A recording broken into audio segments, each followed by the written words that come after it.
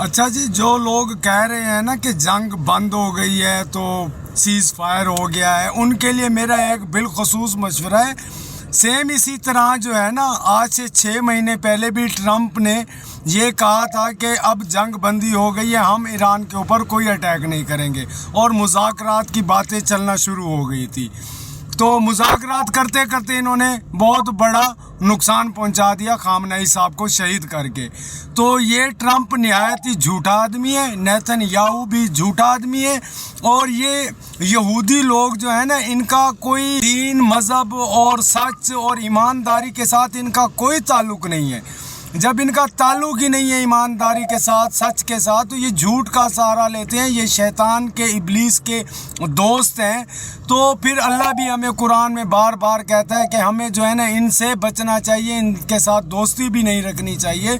میں بات کرتا ہوں سعودی عرب کی. سعودی عرب جو ہے نا اس ٹائم یہودیوں کی گود میں کھیل رہا ہے. ہم وہاں کے جو مقامی جتنی بھی عبادت گاہیں ہیں وہاں سعودی عرب کے اندر، ہم ان سب کی تمیز کرتے ہیں. تو اس کا ہرگز مطلب یہ نہیں ہے کہ ہم سعودی بادشاہ جو بھی چاہے وہ جتنا غلط قانون ہو اس کا ہم ساتھ دیں. ہرگز ساتھ نہیں دیں گے. جان تو دے سکتے ہیں لیکن سعودی عرب کے بن سلمان کے غلط فیصلوں کا ساتھ نہیں دے سکتے. اہل تشیع جو ہے شروع سے ان کی جو ہے نا کوشش رہتی ہے، شخصیت کو اہمیت نہیں دیتے ہیں اہل تشیع.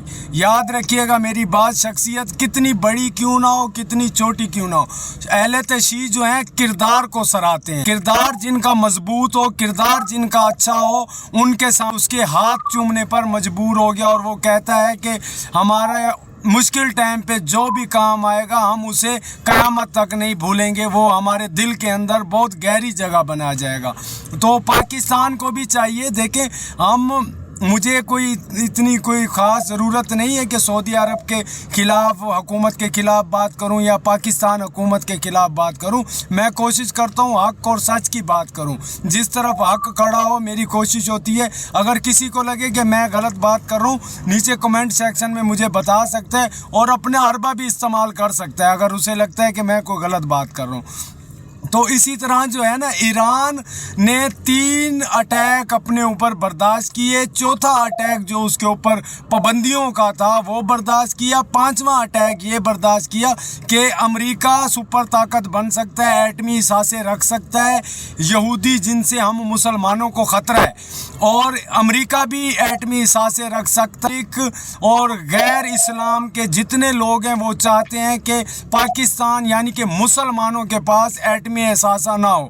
جبکہ اب کی حکومت کا جو 90% ہے جھکاؤ امریکن کی طرف ہے. وہ بھلے پاکستان کے اس ٹائم حکومت ہو یا اسے رجیم کہہ لیں یا جو بھی کہہ لیں، ان کا جھکاؤ جو ہے اسرائیل اور امریکہ کے ساتھ ہے. اور پاکستانی عوام اور بالخصوص مسلمان جتنے بھی ہیں ان سب کا جھکاؤ ایران کی طرف ہے. امریکہ نے یہ بھی کہا ہے کہ 30 دن جو ہے نا ایران اپنا تیل جو ہے نا اس پر پابندی اٹھا دیتا ہے امریکہ، اور 5 دن کی ٹرمپ کہتا ہے کہ میں جنگ بندی کا بھی اعلان کرتا ہوں. اس کا ہرگز مطلب یہ نہیں ہے کہ یہ پیچھے ہٹے ہیں. یہ ضرور پیچھے ہٹے ہیں، لیکن یہ بڑا حملہ کرنے کی سازش کر رہے ہیں. ان یہودیوں پہ جو ہے نا بھروسہ نہیں کیا جا سکتا. جیسے کہ کسی بات کا بھروسہ نہیں کرتے ہیں، وہ صحیح کہتے ہیں کہ ان کی بات کا بھروسہ کرنا بھی نہیں چاہیے. یہ نہایت ہی جھوٹے اور فراڈی ہیں. اور پاکستان کی حکومت کو بھی چاہیے، اگر وہ عمران خان کو رہا نہیں کرتے یا اور عمران خان کے جو حق کی چیزیں ہیں ان کو اگر یہ صحیح نہیں کرتے، تو کم از کم اسرائیل اور امریکہ کا ساتھ بھی نہ دے. اور اس سے ہمیں کچھ نہیں ہونے والا.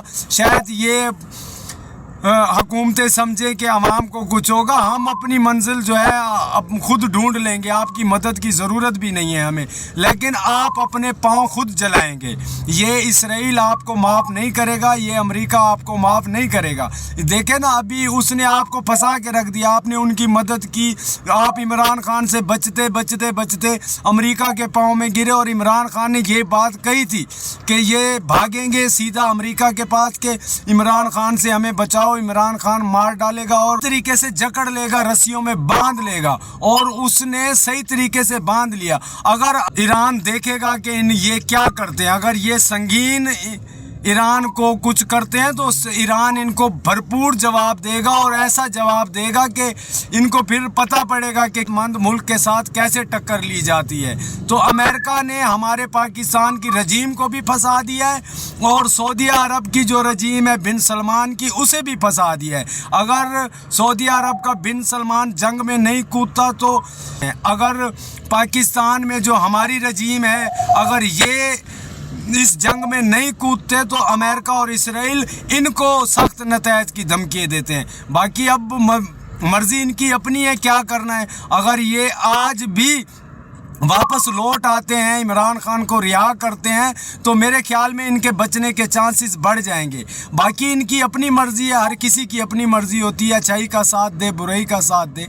इंशाल्लाह मेरे पास बातें बहुत ज़्यादा हैं, लेकिन अफसोस से कहना पड़ता है कि वीडियो की टाइमिंग जो है ना बहुत कम होती है। इंशाल्लाह नेक्स्ट वीलॉग में मैं आपको मज़ीद और बातें बताऊंगा। पाकिस्तान जिंदाबाद, इमरान खान पाइंदाबाद।